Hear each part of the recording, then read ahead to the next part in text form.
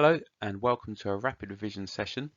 My name is Mr. Sandbrook and we're going to look at the work of William Harvey today. And in this session we're going to look at Harvey's career, the significance of Harvey's work and factors that helped Harvey.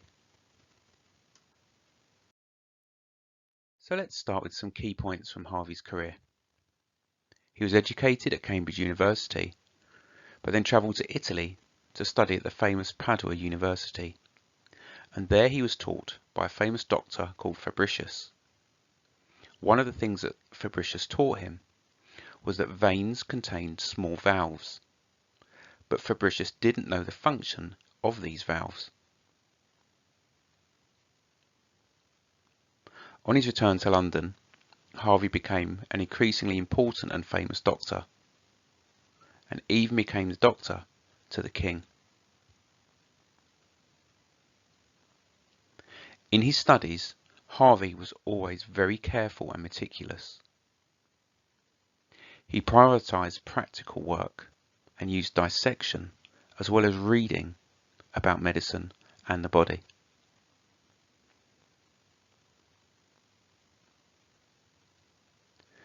This habit of using practical medicine meant that he was able to provide proof of his discoveries.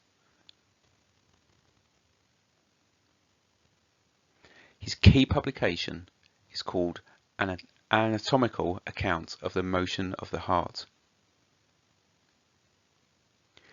This is an important work because in it he proved that some of Galen's ideas were wrong.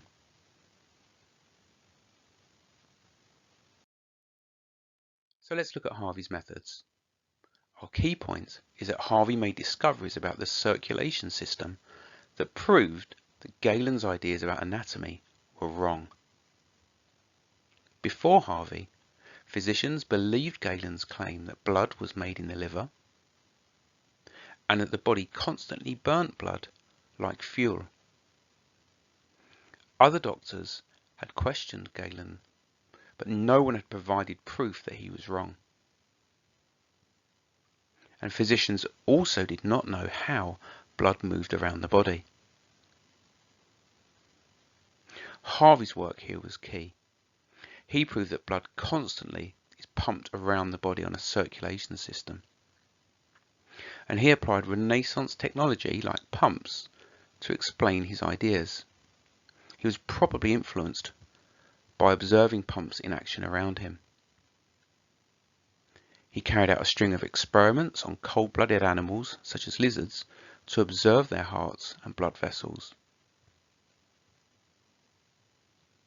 He carefully weighed and measured blood to prove that it is not burnt up by the body, and experimented with wire to prove that veins had valves in order to make blood circulate the body.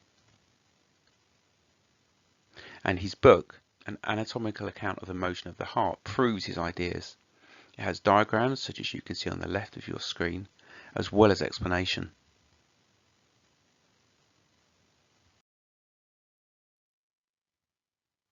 So here's the significance of Harvey's work. He built on existing knowledge. Remember, his teacher Fabricius had identified valves in veins, but he didn't know what they were for. His theory was carefully and methodically researched, and that would be important if you're challenging such an established figure such as Galen. And he provided proof, and this helped acceptance of his controversial ideas. Other doctors had not been able to do this. So this helped to undermine doctors' unthinking acceptance of Galen's theories. And he was the first doctor to prove that the heart was a pump and that blood circulated the body. However, there are some limitations. He couldn't find and prove the tiniest blood vessels in the body called capillaries. These were discovered shortly after Harvey's death. His work was not immediately accepted by all doctors. Many of them refused to doubt Galen. And thirdly, his work is purely anatomical. It did not directly lead to new treatments or preventions.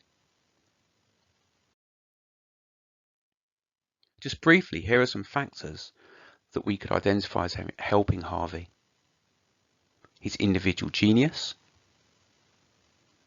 his attitude and his determination to develop knowledge and understanding, technology, and communication. And here are 3 ways in which you can take this session a little bit further. Remember, there are lots of other revision videos on the CHSG History site for you to use.